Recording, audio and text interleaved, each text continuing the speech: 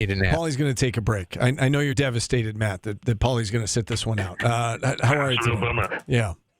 He said that you invited him to dinner last night and then he fell asleep on you. That's not great.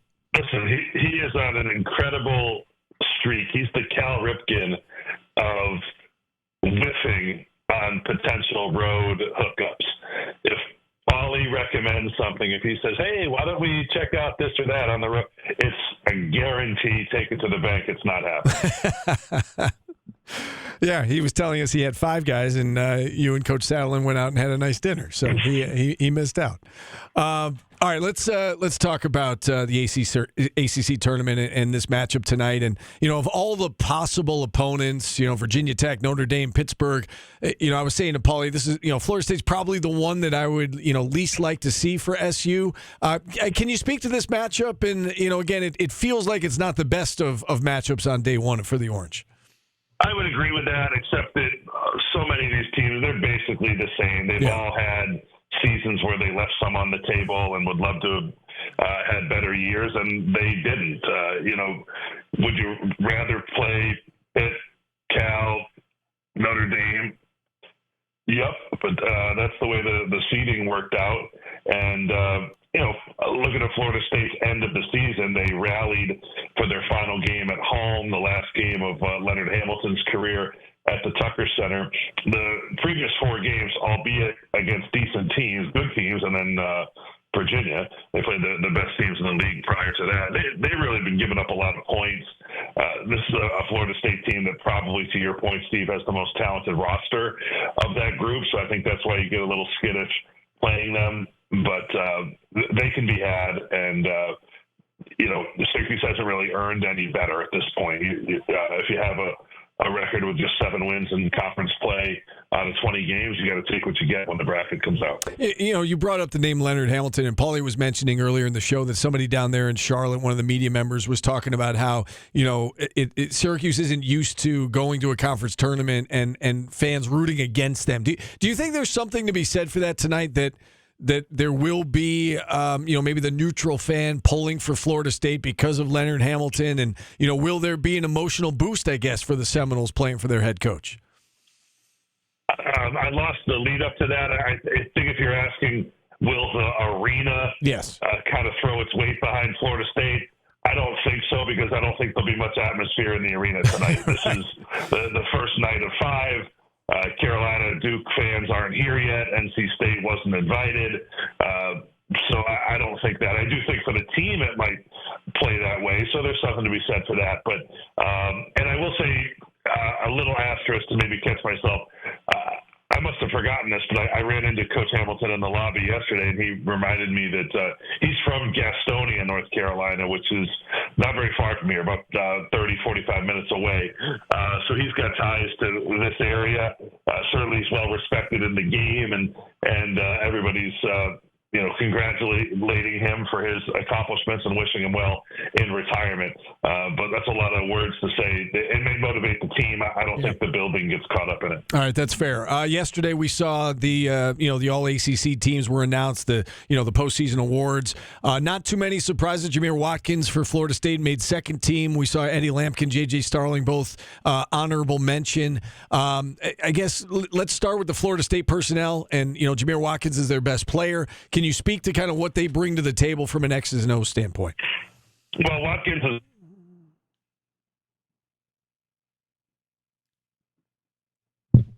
Matt, I think we lost you here.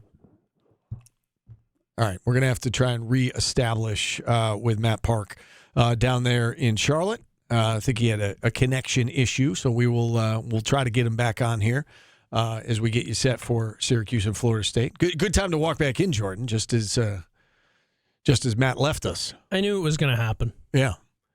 Came back in with a half-eaten sandwich. I appreciate. It's not a sandwich. It's jalapeno bread. Oh, is that right? Yeah. Okay. So somebody at our office makes food, and then they drop a comical amount of it on my desk, and then people walk by like, "Oh, that's a big bag of bread." It's like, yeah, I just brought 10 pieces of homemade jalapeno bread. All right, well, today. Matt is back with us. No, I'm on one now, Steve. So you can enjoy your bread as we bring Matt back on. Matt, we lost you right from the outset of that response. I was just asking you about Jameer Watkins and the personnel that this team brings to the table.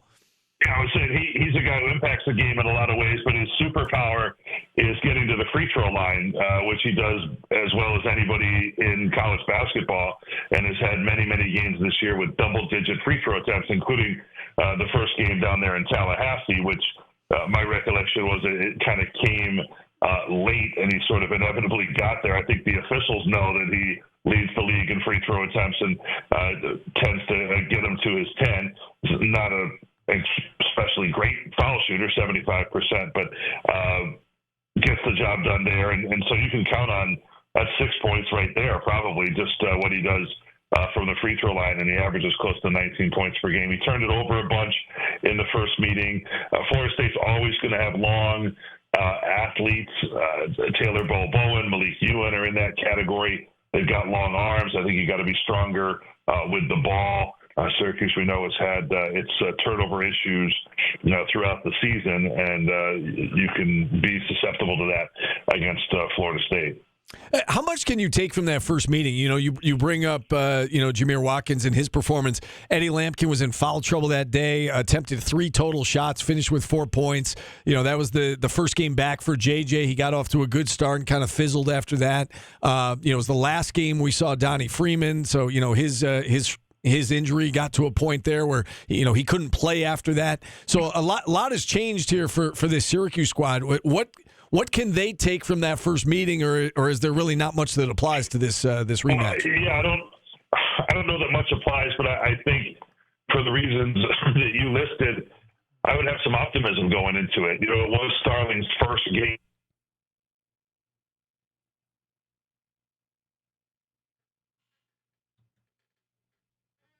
All right, Steve. Do we want to try again? Do we want to try one more time? I think we should try one more time. All right, one more time. We'll wrap him up here when we get him back on. We'll get maybe one more comment from Matt, and then move on. Obviously, having connection issues, and we do apologize for that.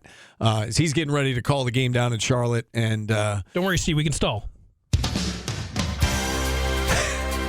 More Rocky stuff. Is this honorable mention? I did have eight songs. So there you go. A bonus track from Jordan Capozzi as we wait to bring on Matt. All right, he's back with us. Last try. It's our last try, Matt. We're sorry for the connection issues here. You were saying that the fact that so much has changed from the first meeting to this one should bring some optimism here to the SU fans tonight.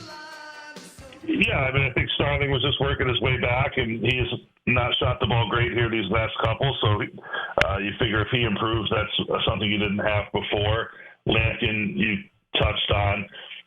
Obviously, you would lose Donnie Freeman's contribution there. But Jair Davis, it took him a while, I think, has settled in here in this last 5 games of the regular season to providing that production that you'd hoped had been there all along.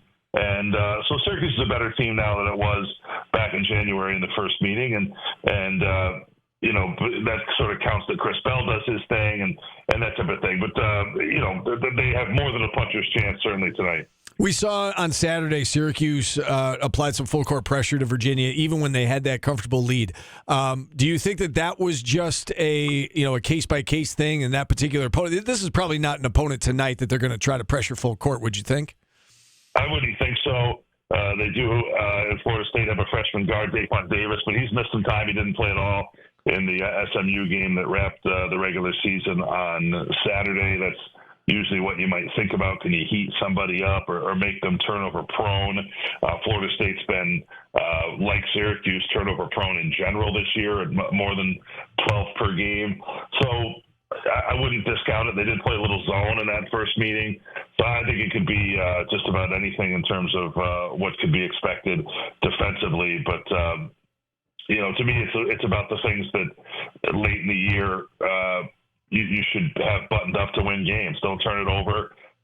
Don't miss defensive assignments and that type of thing. And then just, lastly, would you agree with the sentiment that this SU team is playing their best basketball right now, for whatever that means? I know, nobody's happy with the end result and the record, but do you feel like they're playing their best heading into the conference tournament here? Yeah, I think they've, have some individual improvement over the course of the season, and collectively as a team, they maybe know a little bit better who they are. I think the rotations and that type of thing have sort of gotten into a routine where people know when they're going into the game and what for. So, they obviously left a lot on the table this year, but they're where they need to be for right now.